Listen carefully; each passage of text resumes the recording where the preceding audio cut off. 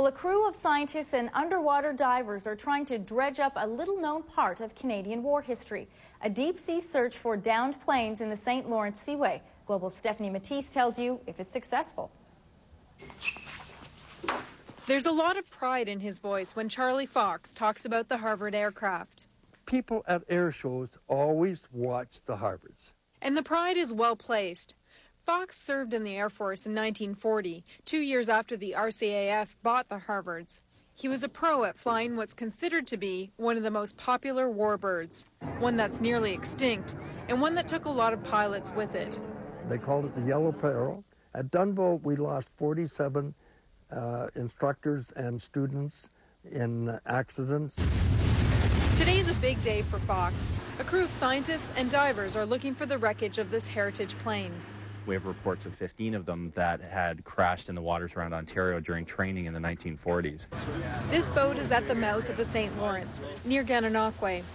The crew searches a 9-kilometer squared area where eyewitness accounts say a Harvard went down on May 3rd, 1944. It's the proverbial search for a needle in a haystack.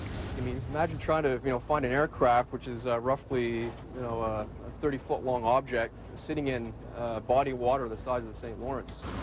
The scientists used some high-tech equipment to help with their mission, submerging this device that sends a reading to the surface. Yeah, it's telling us that there's a massive steel or iron sitting on the bottom, and it has to be probably greater than about 200 to 300 kilograms. The second step is to make sure there's actually an object down there. We'll use the side scan sonar then to do a visual on some of these magnetic hits that we've got and see in fact whether we've got an interesting target, hopefully a man-made target. And then with their fingers crossed, the divers go down to scout the find. There are two goals that we have going here. One is to recover parts to keep our existing Harvards flying. The other target, however, is more Commonwealth flyers died in training than died in battle. But there's no memorial for these flyers. It's not their lucky day. The crew hasn't hit pay dirt, they've just hit dirt. Notice it's like a desert down there? It's absolutely nothing. And big rocks. They're not discouraged, but they do hope that a discovery won't be too late for the remaining 5 heritage planes flown by the Canadian Harvard Aircraft Association.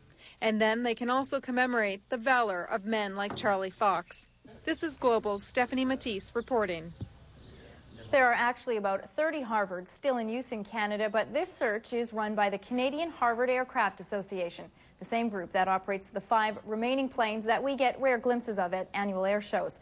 The expedition crew will go out again in September when they hope to have a successful dive.